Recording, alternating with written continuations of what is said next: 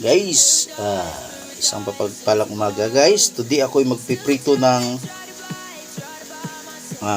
tawilis guys, no? Yan. Or yung Bisaya, parang ano siya guys, tamban guys, no? Maliliit siya. Very fresh, tingnan mo yung ulo o mata guys. Very fresh siya guys. Very fresh. Yan. So piprituhin ko lang to guys. Masarap to guys, no? Di-partner sa bagong kanin or yung medyo malamig na kanin, yung ating piniritong tawilis. Hey!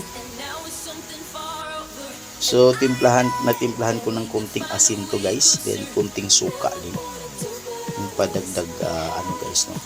Amoy, no? Bango sa kanyang pagprito na natin guys. Kunti lang guys, no?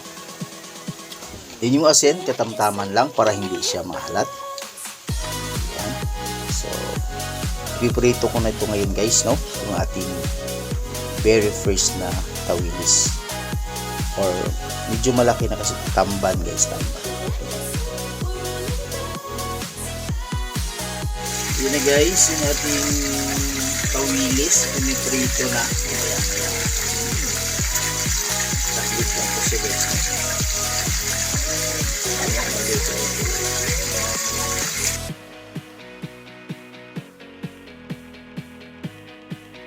Ito na guys, yung aking tawilis guys, no? Yan na, bagong luto. Mainit-init pa to siya guys, no?